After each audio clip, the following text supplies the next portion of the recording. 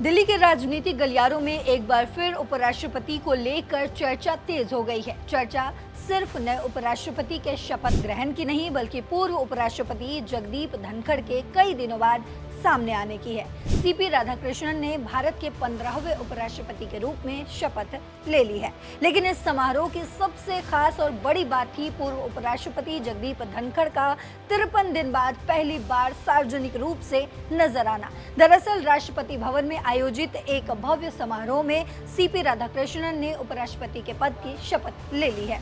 राष्ट्रपति द्रौपदी मुर्मू ने उन्हें पद और गोपनीयता की शपथ दिलाई। इस मौके पर कई बड़े नेता वहां मौजूद थे, जिनमें प्रधानमंत्री नरेंद्र मोदी, गृह मंत्री अमित शाह और रक्षा मंत्री राजनाथ सिंह भी शामिल थे। लेकिन सबकी नजरें थी पूर्व उपराष्ट्रपति जगदीप धनखड़ पर, जो इस समारोह में अन्य पूर्व उपराष्ट्रपतियों वेंकैया नायडू और हामिद अंसारी के साथ बैठे नजर आए। जगदीप धनखड़ ने 21 जुलाई को स्वास्थ्य कारणों का हवाला देते हुए उपराष्ट्रपति पद से इस्तीफा दे दिया था। इसके बाद वो लगभग 2 महीने तक सार्वजनिक जीवन से गायब रहे, जिससे कई तरह की अटकलें लगाई जा रही थी। विपक्ष ने उनकी अनुपस्थिति पर कई बड़े सवाल किए, जबकि सरकार ने इसे उनका निजी मामला बताया।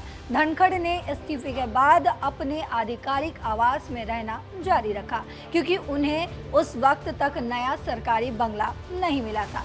जगदीप धनखड़ ने 9 सितंबर को पहली बार सार्वजनिक बयान जारी कर सीपी राधाकृष्णन को उपराष्ट्रपति बनने की बधाई दी थी। उन्होंने अपने पत्र में कहा, राधाकृष्णन की ये जीत देश के प्रतिनिधियों के विश्वास को दर्शाती है। शपथ ग्रहण समारोह में उनकी मौजूदगी ने साफ कर दिया कि वो धीरे धीरे सार्वजनिक जीवन में वापसी कर रहे हैं। हालांकि उनके अनुपस्थिति के दौरान सोशल मीडिया पर और राजनीतिक हलकों में कई सवाल उठे। विपक्ष ने दावा किया कि अगर स्वास्थ्य कारण इतने गंभीर थे तो धनखड़ ने संसद के मॉनसून सत्र की शुरुआत में ही इस्तीफा क्यों नहीं दे दिया, क्योंकि उन्होंने उसी दिन राज्यसभा की कार्यवाही भी संभाली थी।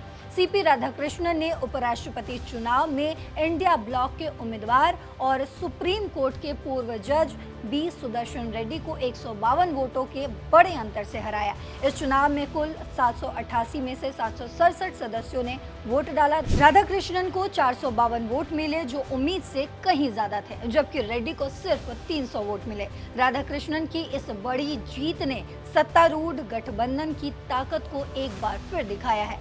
समारोह में उनके शपथ ने न केवल उनके नए सफर की शुरुआत की, बल्कि भारतीय राजनीति में एक नया अध्याय भी जोड़ा है। तो सीपी राधाकृष्णन के शपथ ग्रहण समारोह ने न सिर्फ नए उपराष्ट्रपति के आगमन का जश्न मनाया, बल्कि जगदीप धनखड़ की वापसी ने भी सुर्खियां बटोरी है। उनकी अनुपस्थिति और इस्तीफे को लेकर चर्चाएं अभी भी जारी है, लेकिन इस पर आपकी जो भी राय हो कमेंट बॉक्स में जरूर बताते जाइएगा।